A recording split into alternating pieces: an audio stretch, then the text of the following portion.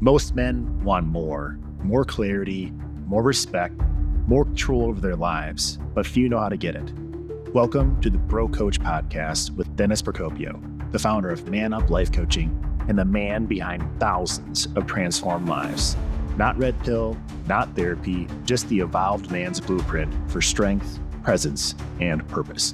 Good morning. I am Dennis Procopio. I'm here with Charles Ledbetter, and this is the Bro Coach Podcast. I am the Bro Coach. That is a nickname that I picked up after 13 plus years of coaching men.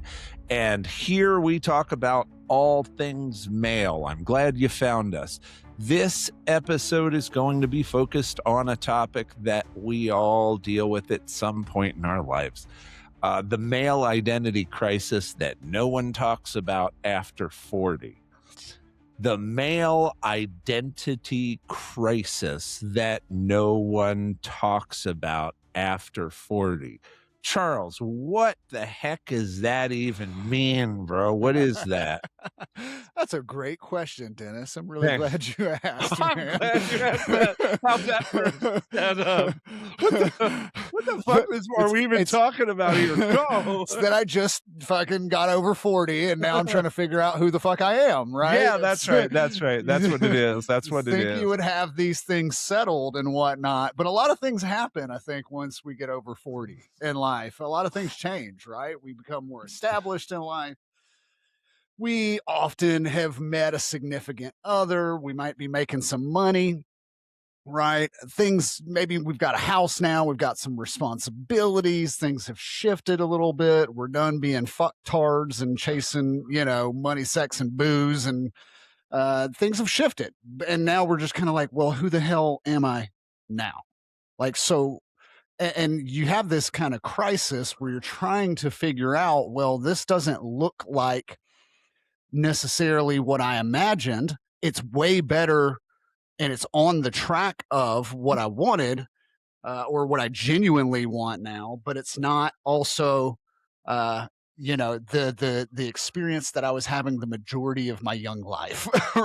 And so you're caught in this kind of limbo area where you're like, okay, now I have to actually make a decision about who I am on a daily basis. I know I got to a point where I wasn't who I wanted to be, but I definitely wasn't who I was anymore.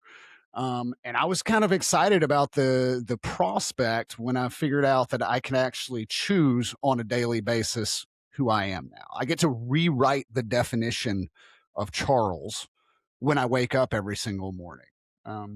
I don't think I was aware of the role that identity played in every single decision I make and every single outcome taking place in my life. Like I had no clue, right?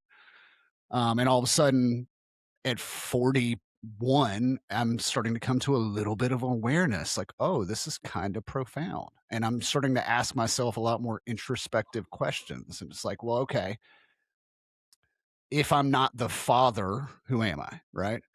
If I'm not the entrepreneur, mogul, who am I, right? These are fucking tough questions to really answer, right?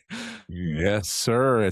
I'm really glad that you framed it that way because identity is one of the two things that men ultimately try to shake out in our lifetimes as a way of managing existential crisis.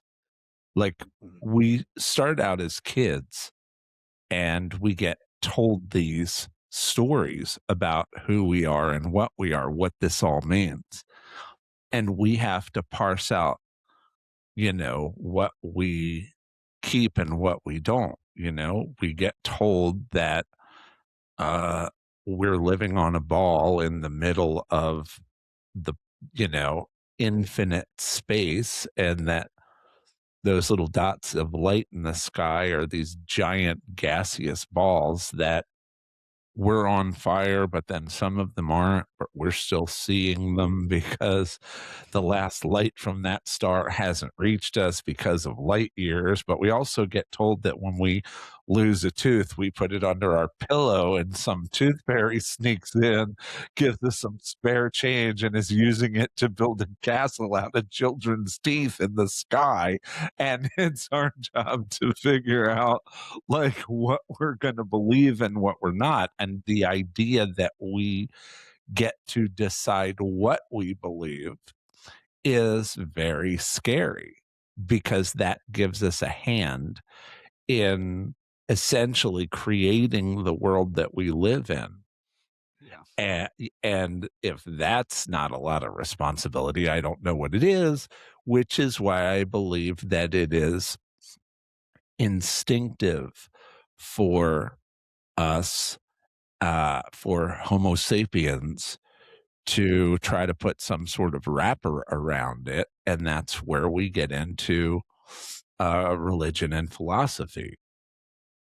Mm-hmm. I mean, Absolutely. am I right? Yeah. And so 100%. And so the two things that in coaching I have always put in front of men as sort of their North Star is to say, there are two questions that you will spend your life answering, no matter how much money you have, whether or not you have children, whatever your jam is, whether you're living in a mansion or whether you're living under a bridge, you will always be trying to figure out for yourself, who am I and why am I? And who am I is a question of identity, and why am I is a question of purpose. You know, who am I asks literally, like, who I'm looking around at other people for clues as to, like, I'm on stage trying to figure out what I'm supposed to be doing. Yeah. You know? That makes me think of a saying that I heard, because I was sitting here listening as you're talking and contemplating the importance of identity. And it's like, yeah, okay, well, typically we rise or fall to what we believe about ourselves, right? Like, we're gonna, if I believe that I'm a man of high character and integrity and honesty and can't fucking lose, I'm gonna act accordingly, right? And situations in my life will materialize that reflect that back to me, right?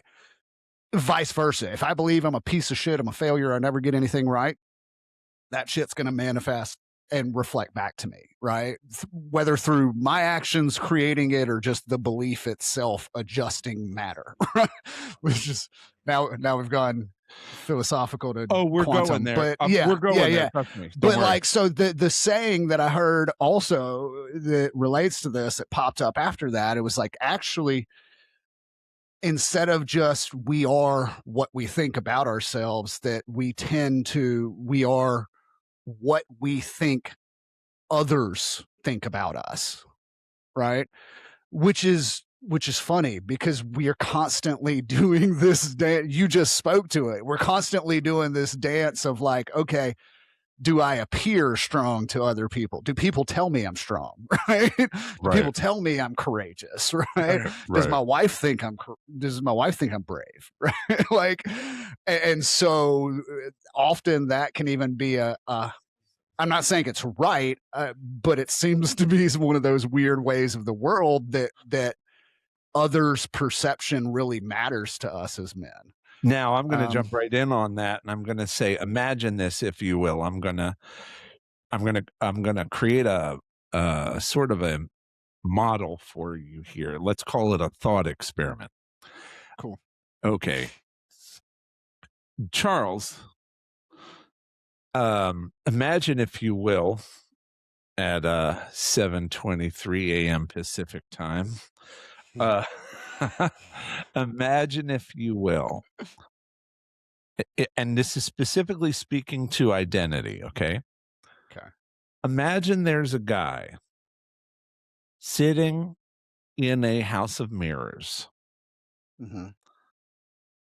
And every single mirror is shaped slightly differently, which means that every single mirror reflects back a different version of himself. A tall one, a short one, a fat one, a skinny one, a feminine one, a masculine one, a brown one, a white one, a black one, you see where I'm going with this, right? Absolutely. Yep. Now, when that guy sees all of those differences, that's going to give him anxiety because has literally analysis paralysis, right? Analysis because his potential identity is being dissected infinitely into the many different possibilities that he has. It's kind of like Game of Thrones, the Hall of Faces or whatever. It's because you can be anybody. What significance does the somebody that you're being have in the context of this entire story? It's overwhelming, right?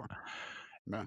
Now, I'm going to stay with this metaphor.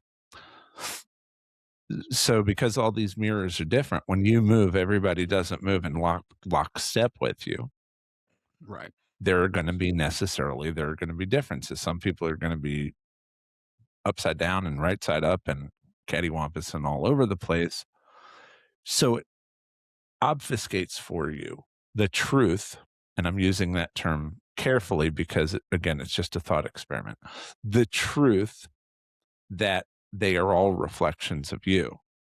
So if you start reacting to what they think or what they're doing, there's the trap.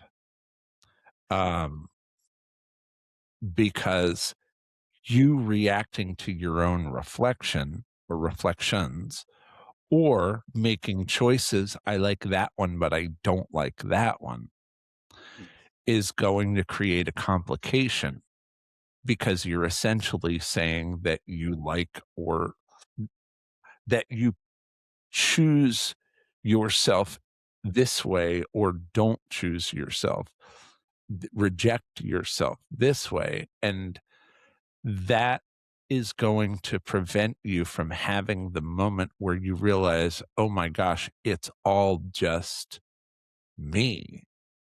These are all reflections. So one of the things we do in coaching is we try to practice meditation, which in my thought experiment is closing your eyes and not seeing those reflections and not perpetuating narratives you've created about those reflections. So you're not sitting there going, that short guy's freaking pissing me off. So you're not judging them, Right. essentially. Right. That black guy's acting so typical. It's like, that's you. That's a very Buddhist concept. That is you. Sure. Right. That I am that is the foundation of Buddhist thinking, right? Yeah. And I'm not here to promote Buddhism, but if you get into it, any religion teaches us to meditate and or to pray until we are one with God, whatever that means for you as a listener, even if you're an agnostic or whatever your thing is. Trust me, I could take it like he was talking about. He was starting to get into the quantum rabbit hole here. I similarly could take you into a scientific explanation if you're freaked out by religious legalism and dogma. But one way or another, as a man, especially after 40, because that's just how it seems to go, you get to a point where you realize, I have not resolved who I am or why I am. And what you're going to figure out is that why I am determines who I am. Now, I'm going to, yeah, see that? Okay. Yeah, you see what I did there? It was a Uh-huh. lot. Yeah. Yeah, it Yeah. was a lot, but I landed it. Right. Mhm. All right. Yeah. I have questions. Yeah, Absolutely. I have answers. Okay. So I hear a few of the themes and concepts that are, along that journey, that little path you just took us on, right? And so one of the ones that I heard is accepting all the versions or pieces of yourself, right? Like, because I recognize there's a need for that. I think one of the things that crushes us as men is the way we judge ourselves so harshly, right? Right. And the way we just don't receive or give ourselves validation, right? And you talked about looking at that mirror and going, well, I don't like the guy in that mirror, right? Right. That thing. Right. Which is a difficult place to learn to love that guy in the mirror, because understanding like I am that guy's a piece of me, right? That guy is a version of me that exists, and I can't hate him without therefore hating me, right? Right. And it becomes this self-destructive belief pattern and decision. And so it's like, where does the line get drawn there in self-improvement? You kind of took us all the way to digging into the why behind the who, right? Right. I'm assuming that we need to go further into that why to understand, when is it okay for us to go, okay, sweet, I can love and accept and, forgive myself if necessary for something that I see as perhaps a shortcoming or a liability or undesirable in me, or that I prefer this over that. I see what you're saying. When does it become okay to go, okay, yeah, but I do want to change that about myself, but I do want to improve in that area. Maybe I don't want to feel insecure anymore, right? Over whatever, ABC, right? Maybe I have a proclivity to cowardice and to giving in to fear when I want to speak up and use my voice, right? So it's like, maybe I need to accept the guy that experienced the fear in the first place, but what action comes into play, right? And character development. Okay, I'm going to give you an answer to that. By the way, check out that red box around your thing. If that lights up, that means your camera's that your mic is picking your breathing up. Yeah. So what I'm going to tell you here, first of all, is that a few episodes ago, you and I were talking about the difference between self-worth and self-esteem. And we identified that self-worth is when you're intrinsically good. You're good with you. Self-esteem is when you're concerned extrinsically with others being good with you, how you look socially, how you come across on paper, etc. Right? And I said that when you focus on self-worth, you're focusing more on who you're being than what you're doing. And you said, yeah, I always say, or not always, but, I'm misquoting you, but essentially you came up with the language that you use in sessions about a human being versus a human doing. We're not a human doing, we're a human being. And that beingness can't be slept on. Like when I say meditate, people have this idea that what I mean is like go sit in a corner for a minute, like it's some sort of a timeout to chill your ass out a little bit. But if we were to really look at what life is or can be, those, you know, my joke for Man Up Life Coaching is come for the abs, stay for the enlightenment.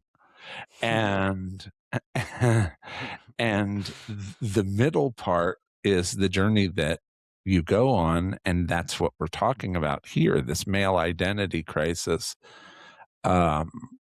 in men, especially after a certain age. I mean, 40 seems like a sort of an arbitrary number because it can happen at any time. Typically, guys finally slow down and start really thinking about this stuff at 40. But if I can be completely real, I think I kind of got a head start on all of this stuff just because I was in survival mode as a kid. And by 15, I already felt like I was done with all of this. I was tired. So back to your question, which is where do we draw the line in terms of, you know, self-improvement, and how do we make choices? If we go back and we use being as our North Star instead of doing, when we're making choices, we have to ask ourselves why we're making choices.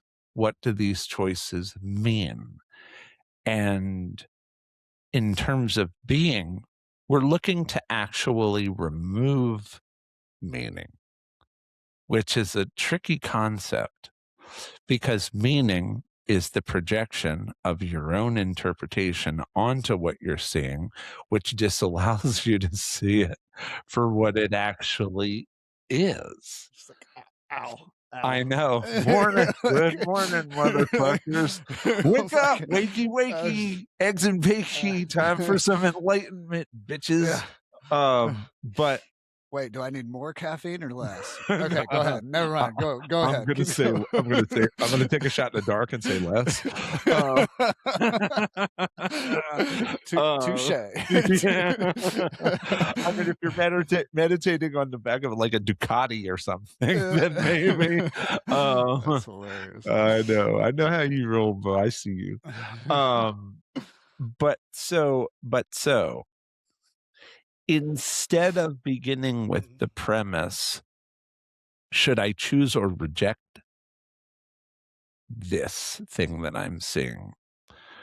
We should be coming into everything with the idea that everything that I'm seeing is something that I already ordered from Amazon. I don't remember ordering it. I drunk dialed that shit. And here I am out on my porch seeing all this shit. And it's all here. And I got to just accept, okay, this is all here because at some point, precognitively, subconsciously, I ordered this. So the modality that you need to be in is to take control of what you're ordering, because what you're ordering is what's going to show up. And that is where some of my core programming and the principles from it come from. The Zoroastrians, who, you know, in Iraq, for example, precede Islam, beautiful religion. And they precede Judaism as well. And both the Abrahamic religions borrow from Zoroastrian concepts without giving them their props.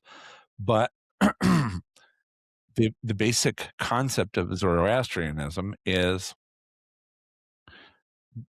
good thoughts, good words, good deeds. That's critically important. And meditation is a critical component as well. Good thoughts. What does that mean? Good thoughts. What do we mean by good? Good and bad? No. Good thoughts mean We're accepting everything as it is without judgment. That becomes difficult because you're like, obviously the world is going to say, hey, they're eating babies on Epstein Island. You good with that? Right? Sure. Good thoughts says essentially stuff that's built into prayers, like the Lord's Prayer, for instance, thy will be done on earth as it is in heaven, right? We recognize that we're in this situation temporarily. This is a bus stop and we're just hanging out. This isn't permanent. It's just we're passing through this particular weird thing that we call life. We are in this house of mirrors, and our fundamental job while we're here is to just hang out. And good thoughts means I understand at a foundational level that I am an extension of something that is infinitely good. I accept that I am of goodness and that I am capable of producing goodness in every action. What is goodness? Every freaking kindergartner knows the difference. I don't need to define it. If you're pretending you need to define it, then you're just deflecting from your responsibility. You know right from wrong, you know good from bad. You know what good feels like. If your grandma approves, it's good. You know what I mean? So my fundamental job here is to be thinking good thoughts. Look at that fat fuck. Nope, that's not a good thought. Look at that hoe in that red dress. I'd smash that. That's really not a good thought. Instead, and I use the red dress because that's an allusion to the Matrix, right? What we're saying here is I accept everything. I accept that kid with the cleft palate. I accept that guy with a goiter hanging off of his neck, or that woman with a freaking black hairs growing out of a giant mole on the tip of her nose. I accept that beautiful Instagram model. I accept those guys doing cocaine in the bathroom of the bar in New Orleans. I accept that religious, evangelist who loves the sound of his own voice more than praying and worshiping God.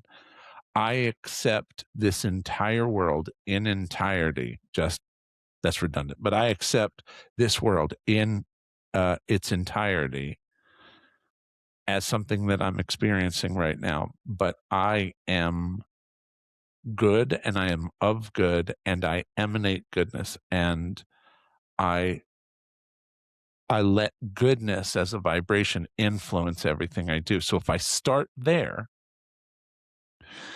then what does good words mean? Good words means don't speak things into existence that you don't, if you speak things into existence, they will manifest. That's where that Amazon thing came from. Thoughts become things. That's really just the way it works. We're in a vibrational system, and thoughts manifest. So when you say things, always speak from the place that believes in goodness. That's why I am doing my best not to talk shit about our government, why I'm doing my best not to talk shit about foreign conflicts and world events. I'm, again, I keep referring to Jesus, not because I'm a Jesus freak, but because I really like Jesus as a metaphor for this particular thing. While guys are sitting around talking about how we got to, overthrow the Romans or whatever, Jesus is up in the mountain praying. Like, that's what's up. For a lot of men, that will mean bend over and take it instead of being a patriot and fighting. but they'll also read out of a book that says we're just passing through this world, like go softly, the meek shall inherit the earth. And they're waiting to get raptured up. So you're simultaneously fighting for your, for your little patch of land in hell while you're waiting to get raptured up out of it. Like there's a conflict there. Interesting dichotomy. Yeah. You know what I'm saying? And so faith is saying, I can shrink myself and move through this war that I'm seeing. And instead of picking a side, I pick peace rather than war. And I can wait until it literally manifests, because I am saying good things. I am thinking good things. And I am, as far as good deeds go, like I personally am someone who regularly does good deeds, and I try my hardest not to do bad deeds, because I've learned that bad deeds, plant a bad seed, you're going to get a bad tree that's going to yield bad fruit. And that's the forest you live in, motherfucker.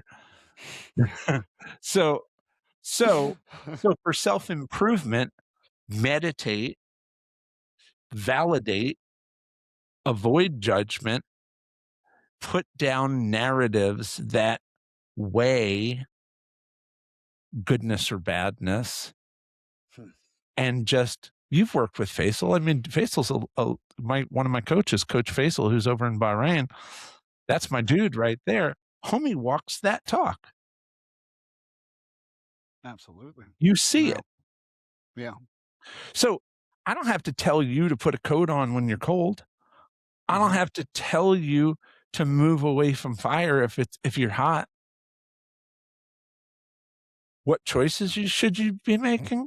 Make yourself good through the practice of meditation, through the practice of good thoughts, good words, good deeds, and instinctively you will move toward opportunities for the increase of goodness, and you will accept without judgment the shadows where the light does not currently hit, but you will see the potential for change. You will give love where there's darkness, and you will necessarily move away from anything that seems not threatening per se, but just vibrationally off, man. Not in alignment with what you desire. Not in alignment with, not only with what you desire, but with what you truly are. And that's where we're back to the identity crisis. Most people don't understand what they truly are because they don't understand their purpose. Being in a specific way is your purpose. Sure. I sound like a freaking, I sound like the Dalai Lama over here, but with with Dalai Lama with a potty mouth. But, so just fucking meditate, you douchebag. Yeah. Well, you just said good words. No, you're a good douchebag. But you're my douchebag, bro. But you know what I'm saying. I mean, I think you know what I'm saying. Tell me how that hits for you. Absolutely. I think the being knowing your purpose, right, it makes all the difference in the world. And being able to make a choice, the word that I keep hearing over and over in my head as you're talking, right, is a word of empowerment, right? Am I a being that is a passive participant, like just an observer, right? And this is a curious, so because I'm asking myself these kind of important questions as we talk here and as I listen, and I'm like, okay, sweet. So am I a being who's just observing, right? Who's being carried on some wave of energy and you just kind of ride the wave and look around? Or, hey man, stop spinning your wheels. If you're serious about leveling up your career, your relationships, and your mindset, it's time to man up. At Man Up Life Coaching, we cut the excuses and build discipline, confidence, and purpose. Book your free strategy session now at manuplifecoaching.com/application. Don't fill it out if you're not ready to grind, but if you are, this call could change your life. Man Up Life Coaching, elite life coaching for men by men. Am I a being making choices, right?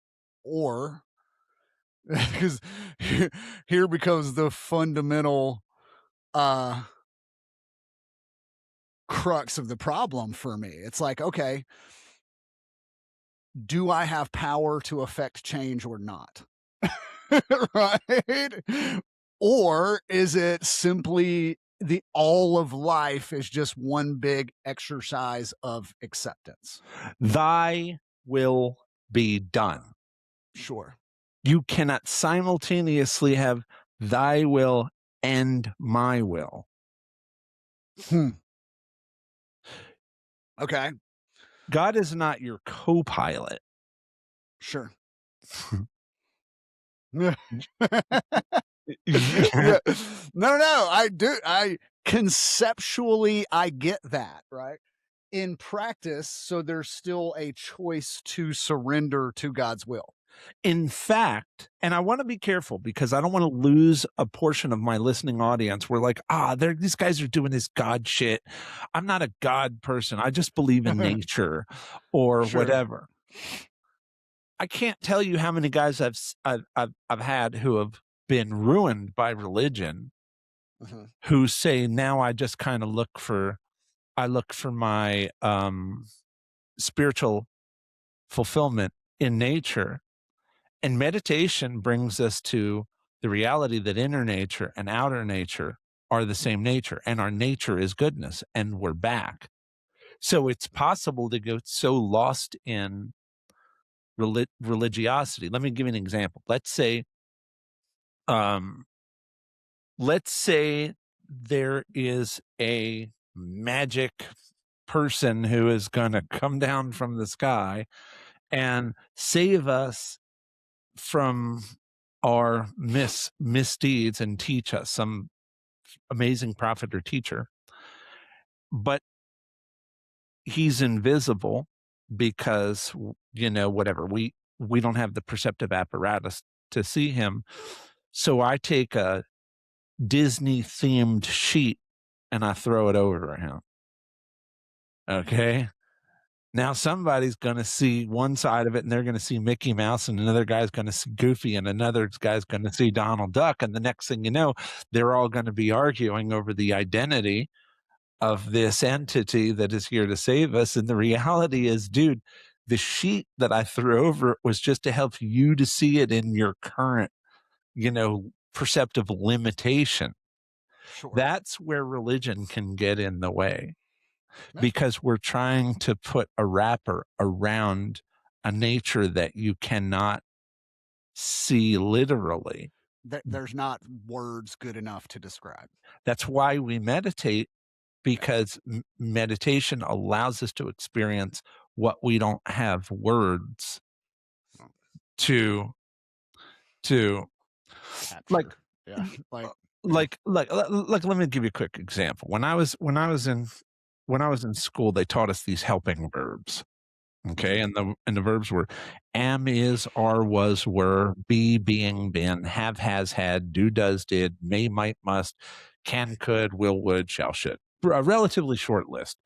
And you can still do that. That's amazing. I've got this wacky brain. And so I thought of, they told us to memorize it, so I did.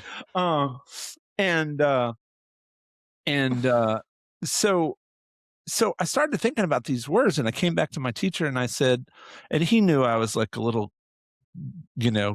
gifted little queermo nerd. And I came back after class and I said, hey, I made an observation about these words. And he's like, oh boy, here comes Dennis, right? And I said, I was noticing that you can't ask a question in the English language without using one of these words or implying them. And I remember him going, wait, is that true? And he goes to the chalkboard and he's like, well, son of a gun, you're right. And I remember thinking later, in reflecting more on those words, when you choose a specific word, you're already predetermining the nature of the answer. Because are you blank, blank, blank is going to yield a different,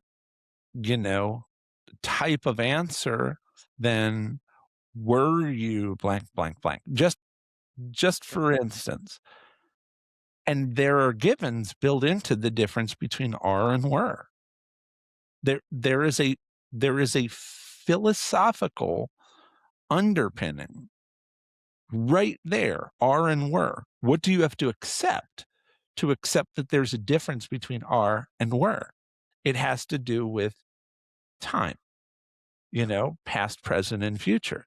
And we're just conditioned in school that this is just the language that we speak, which then creates neural pathways for this is how we think, which then determines the world that we see. But it also limits the world we see because there are other questions we can't ask because there are words that we don't have, which means we're always predetermining the nature of our answer anytime we ask a question.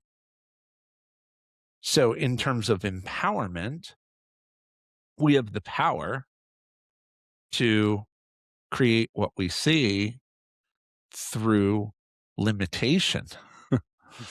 But what we don't have the power to do is to know what we don't know, except to surrender the idea of our empowerment through the letting go of our own narratives. So speaking again to identity crisis, when a man at 40, or if he's ahead of the game like me, I was not ahead of the game. I don't want to say it like it's a race, but because I come from a traumatic background, I was forced to. I was going to say external circumstances rushed you into that. Yeah. Absolutely. Yeah. So I mean, it's not a moral high ground. It's like, whoops, this is just kind of my story. Right. Again, if you are a kid who fucks around and ends up on Epstein Island, you're going to be facing some serious existential questions that the average 8-year-old, eating a bowl of cereal, thinking about the toy they want, is not faced with. But societally, typically by about 40, men, especially if you've achieved a certain level of success and stability, men start to question, who am I and why am I?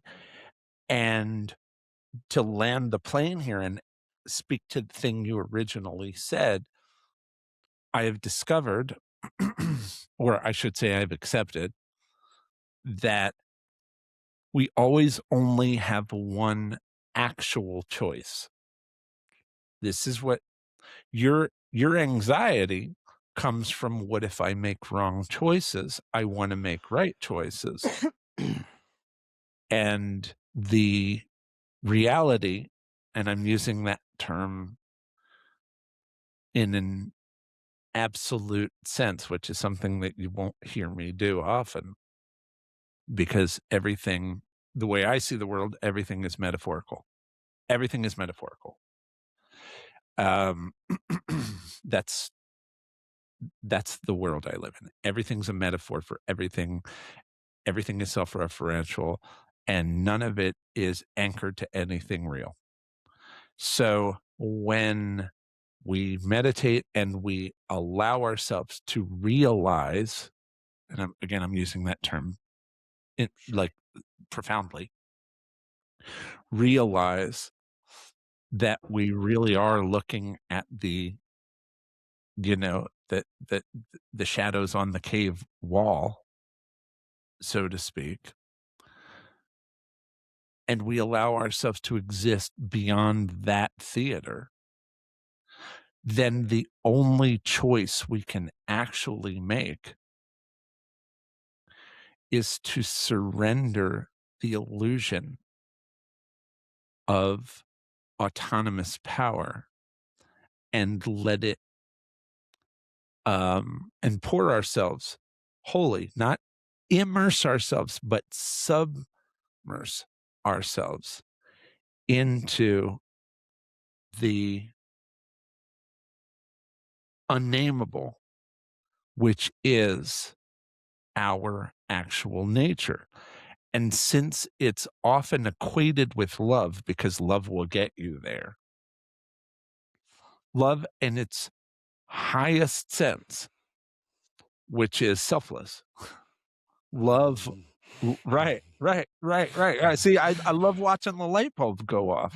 That's why love will get you there, because in its highest sense, it's service that does not in any way do anything for you. You're not looking for receipts. You're not trying to get anything back. It's the ultimate act of selflessness, love. And so that's why there's a mantra that says, it's a 3-part mantra. 1, love is that which enables choice. That right there could be a 10-year meditation. Love is that which enables choice. Love is always stronger than fear. Always choose on the basis of love. Yeah. So if you're always choosing on the basis of selflessness, truly, and we're back again to the Buddhist concept, if you're always choosing on the basis of selflessness, you will invariably understand that doing so is your purpose, and therefore your identity will be formed through the repetition of this practice. Dude, I know that's heavy, but I have a very intelligent audience, so I always have to remind myself to stop apologizing and trying to dumb it down and go, "Well, pull my finger," you know. But tits, am I right? But I mean, but you know what I mean? But how does that land for you, man? Yeah, well, absolutely, love's the most powerful force in the world, and it seems like we're coming full circle right there. The first of those tenets you just said is love enables choice. And what I think of when I hear that is, okay, if I truly love someone, right, my goal is not to restrict their free will. My goal is to empower them and respect their choice, right? Well, Like wait, more than that. Hold on, more than that. Let's go back to the House of Mirrors. If you truly love someone, then necessarily you truly love everyone. Sure. Yeah. Which means that you truly love yourself. Sure. In the most profound way. Sure. So the piece of that enables choice. Can you elaborate on that for me? So love enables choice. What does that mean to you? Okay.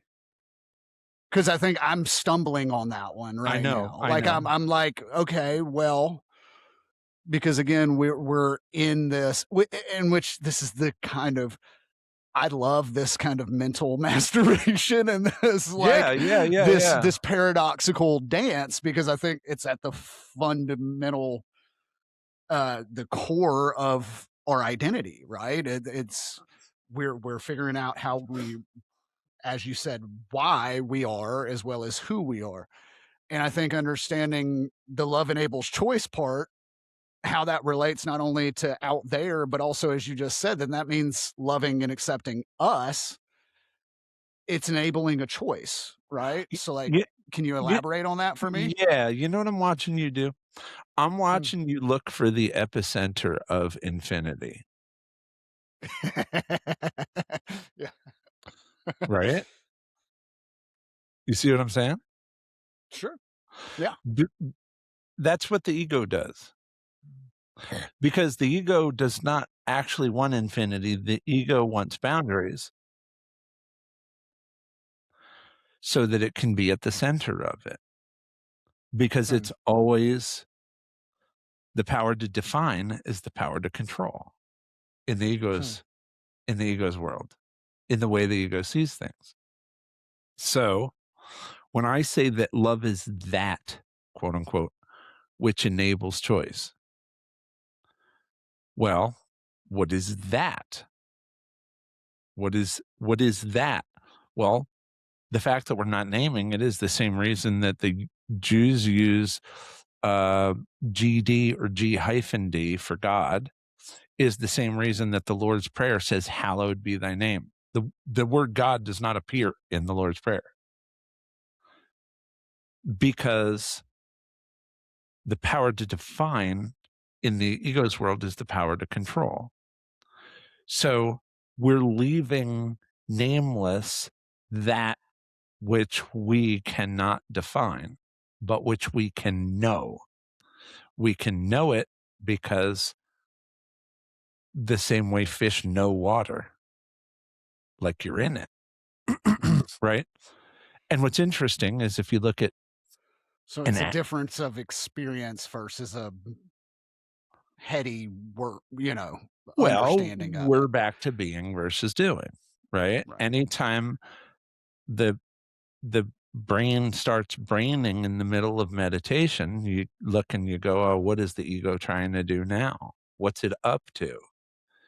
It's just like drug seeking, man. It's like it's constantly trying to establish a stronghold. It's trying to get its fix. What it's always trying to do is it's a power struggle where, if we go to your quantum model, we're trying to be in wavelength and it's trying to go to particle. So if you think about, for instance, an atom, when I was a kid, I could go to the Franklin Institute at 30th and the Parkway in Philadelphia, Center City, and I could walk in and look at a model of how atoms collide and form molecules under a plexiglass box display.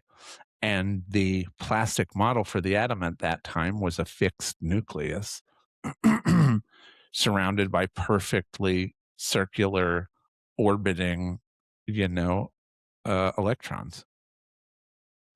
And our current model for an atom is an undefined nucleus. So it's literally not drawn or illustrated, rather, surrounded by a probability field of electrons.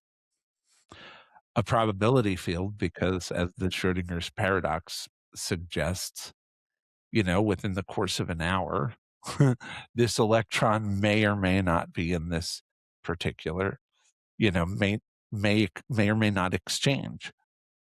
So that's why I thought it was funny to say that you're looking for the epicenter of infinity, because that's as above, so below. That's exactly how a model for an atom can be defined.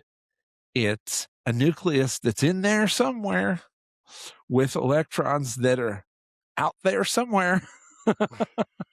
and we're and and and that's pretty goddamn slippery, and we're trying to build a concrete universe with that as our building block,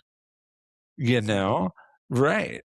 Which Sure. means that we have to ignore a lot of stuff, right? That's why being able to accept this world as a concrete reality relies on ignorance, right? And so when I say love is that which enables choice, what I'm saying is selflessness allows you to see this world in its entirety as something separate from blank. What is blank? The moment you try to fill in blank, you're creating using the building blocks from the world that you are trying to remove yourself from. So this is every dialogue between a person who is teaching and a person who is some sort of an apprentice. You can go into like these Zen koans or whatever, and you can see this dialogue. And usually the master slaps the questioner in the head with a yarrow stalk, and then he becomes he's like, oh, now I get it. You know, because he's basically saying you're asking questions, trying to build a model to get away from a world that is a model for actual reality, which you don't understand because you won't shut the fuck up and stop trying to build shit. So love, which is selflessness in its most grandiose expression, which is infinite, is the nature that we truly are being. Okay. So how, as a guy who gets up in the morning, puts his pants on, goes to freaking work or whatever, has to decide whether he's going to get his kids into baseball or jujitsu or whatever, if he's gonna, eat that Slim Jim and all those preservatives or not, how does that guy in these moments of existential crisis start to move in the direction of this kind of being? I didn't say thinking, this kind of being, without going full-blown crazy person and checking out of life and just going and hanging out in a monastery, or packing it up and saying, I'm going to spend the rest of my days and nights under a bridge in a tent or whatever? How does a guy parallel process so that he's rooted in a higher understanding of what the world isn't, while still, which is like use the force, so to speak, while still getting that daily bread and going through the motions of what this particular dream of life calls for? How? The tools, again, are meditate, validate, avoid judgment, and create the things to do. Exercise. Why? Because. Diet. Why? Because. By now, most people have figured this out. Create a calendaring system so that you can take a popcorn thought, put it onto your phone, later put that onto your calendar, or get some AI assistant to automate that shit, so that you can get into a flow and just keep checking boxes and getting that stuff done. Practice games of strategy like chess or Go or Sudoku or whatever to keep that part of your mind sharp, because you're going to need that tool set. And in your engagements with other, right? And in your engagement, what are you thinking? Well, my brain just went to Shakespeare, right? So because we're doing this kind of reductionary process, right? And it just kind of went all the way down to like, okay, well, how do I ask less questions and just exist and just accept, right? And get to this as, again, if the questioning everything is the human doing, right? And then the just acceptance piece and not judging is the human being, right? Like, at what point do we reduce it enough? And it was like Shakespeare came to mind. It was like, to be or not to be. That's I knew that's where you're going. It says it. Whether 'tis nobler in the mind to suffer the slings and arrows of outrageous fortune, or by opposing end them, right? Yeah.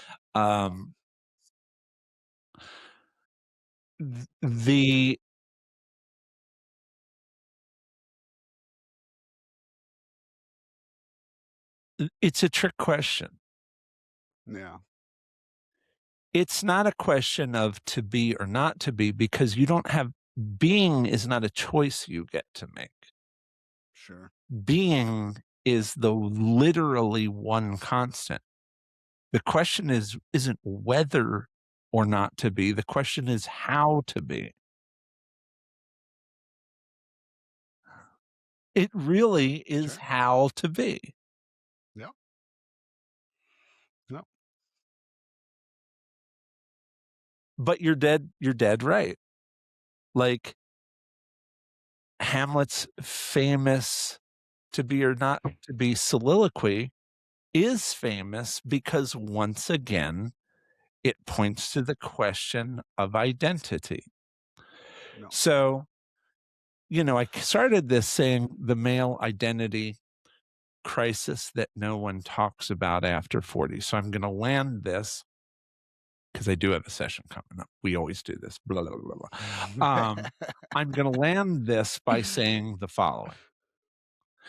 If you are a man either 40 or above, or someone younger who, because of your circumstances, has hold on for a second. Alexa, stop.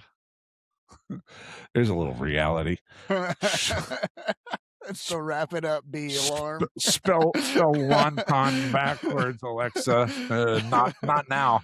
Okay, but I did that to me. I told her to do that. If you're a man either 40 or over, or younger, but circumstances have caused you to have an identity crisis because you don't know what any of this means or what any of this is for. You've made all the money, you've got all the stuff, or you haven't made all the money or gotten all the stuff, but either way, you're trying to parse out what this all means. This is a topic that we discuss a lot at Man Up Life Coaching. It's a topic that we discuss in male culture in general. And my message for you is, focus less on what you should be doing and focus on how you should be being. And that is a very, very slippery topic.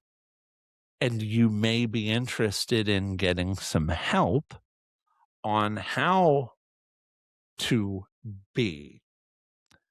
Not through what you should be doing, but what you should not be doing, which is pretty much everything, if your reason for doing it is that you're trying to control a universe that you truly cannot control. But instead, you're trying to exist in a universe in an optimal way so that it can do what it does and has been doing, as it was in the beginning, is now, and ever shall be. My name is Dennis Procopio. I am the Bro Coach, and we are wrapping another exciting edition of whatever the fuck this podcast is called. What's it called, Charles? The Bro Coach. The Bro Coach podcast. All right. If you like what we're doing here, do me a favor, like, follow, subscribe, and help us get our numbers up, because we're trying to reach a bunch of guys who may be lonely, but hey, dude, you're not alone. we're here, and we'd love to chat with you, and we like talking to you, and we're doing this for you. Okay, Charles, I guess we're gonna shut her down. Be well, man. Appreciate it, brother. Have a good one, man. Bye, guys.